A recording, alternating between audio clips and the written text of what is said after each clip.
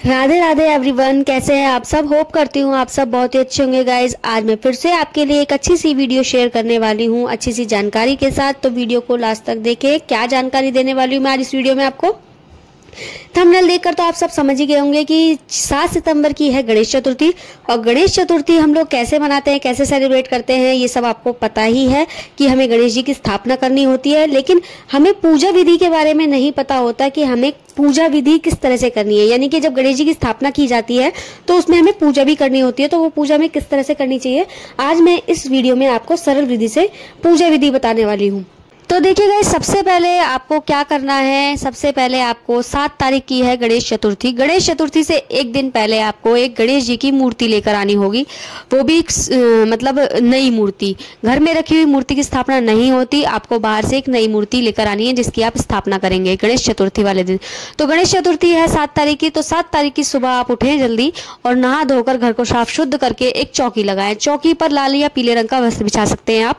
उसके बाद आपको वहां पर गणेश जी की स्थापना करनी है। तो सबसे पहले आपको गणेश जी की स्थापना करने से पहले आपको कलश की स्थापना करनी होगी। तो आप जिस कलश की स्थापना कर रहे हैं उस कलश में सबसे पहले आप गंगा जल डालें और जल से भर के उसमें एक सिक्का और हल्दी की गांठ, सुपारी और चावल ये लेकर आप उस जल में डाल दें। और फिर उसके बाद आम के पत्ते लगा करके उसके ऊपर एक नारियल रखें। नारियल को पहले ही कलावे से लपेट लें, उसके बाद आप नारियल रखें। देखिए, जब कलश की स्थापना करें तो कलश रखने से पहले आपको वहां पर थोड़े से चावल रखने, उसके बाद आपको कलश की स्थापना करनी है।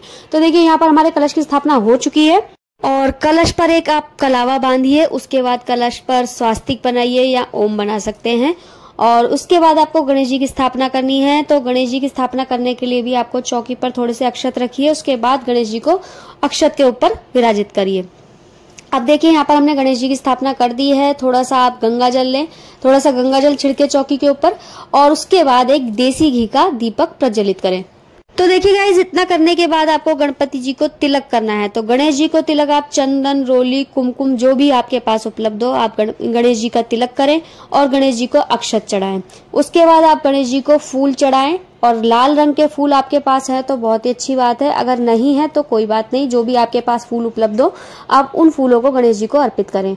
आप फूलों की माला भी गणेश जी को चढ़ा सकते हैं, वो आपकी इच्छा है। तो यहाँ पर मेरे पास फूलों की माला नहीं थी, मेरे पास फूल थे लाल रंग के, तो मैंने वही गणेश जी को चढ़ा दिए हैं। उसके बाद मैं ये दुर्वा ले रही हूँ। दुर्वा घास जो होती है उसको गणेश जी को अर्पित करना है, तो उसका भी पहले पूजन किया जाता है। तो देखिए, दुर्वा को पहले साफ शुद्ध कर ले गंगा जल से। उसके बाद उस पर कलावा लपेटे और चंदन रोली का तिलक करके तब गणपति जी को भेंट करें। दुर्वा का बहुत महत्व होता है, इसलिए गणपति जी को दुर्वा जरूर भेंट करनी चाहिए। इसके बाद आपको रिद्धि सिद्धि की स्थापना करनी है गणपति जी के दाएं और बाएं अंग में। तो रिद्धि सिद्धि की स्थापना करने के लिए आपको 2 सुपारी लेनी है, उनको कलावे से लपेट लेना है और वो रिद्धि और सिद्धि के रूप में आपको गणपति जी के बराबर में विराजमान करनी है।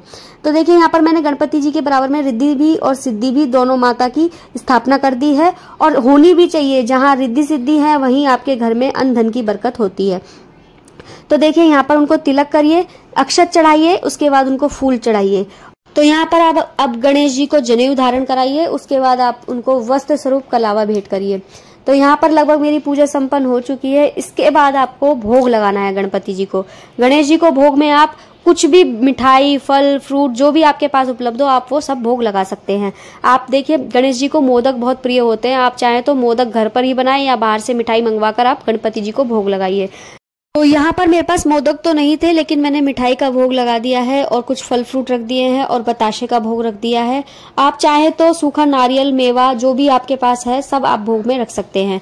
तो यहाँ पर अब मैंने भोग लगा दिया है। इसके बाद देखिए, अनंत चतुर्दशी तक आप चाहे तो इस चौकी को लगे रहने दे सकते हैं और आपको सुबह शाम दीपक करना है और पूजा करनी है, आरती करनी है। अगर आप नहीं कर रहे इतने दिन की स्थापना तो आपकी इच्छा जितने दिन के लिए है आप उतने दिन की स्थापना यहाँ कर सकते हैं, संकल्प लेकर कि मैं इतने दिन की स्थापना यहाँ पर आपकी कर रही हूँ या कर रहा हूँ। तो देखिए, यहाँ पर गणपति जी की स्थापना हो चुकी है। उसके बाद गणेश चतुर्थी वाले दिन जो आप ये स्थापना कर रहे हैं उस दिन बहुत से लोग व्रत भी रखते हैं। तो देखिए, अगर आप व्रत रख रहे हैं तो सुबह सुबह इस तरह से आप चौकी लगाकर और पूजा करें और कथा सुने।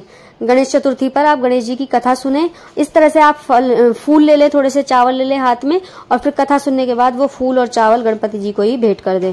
और उसके बाद आप धूप दीप से गणेश जी की आरती करें और पूरे घर में आरती को घुमाएं और उसके बाद ये जो जल का लोटा है जो आपने भर के रखा हुआ है, इसको आप सूर्य को देकर आए, सूर्य भगवान को, और उसके बाद आपकी पूजा यहाँ पर संपन्न हो जाती है। तो देखिए ये पूजा मैंने आपको जो बताई है, ये मैंने आपको गणेश चतुर्थी वाले दिन की पूजा बताई है। इस दिन से शुरुआत हो जाती है, गणेश स्थापना जो होती है वो इसी दिन से होती है, और अनंत चतुर्दशी वाले दिन गणेश जी का विसर्जन होता है। तो आप चाहे तो वैसे तो 10 दिन के लिए स्थापना करी जाती है, वो आपकी इच्छा है कि आप कितने दिन के लिए स्थापित कर रहे हैं अपने घर में गणेश जी को।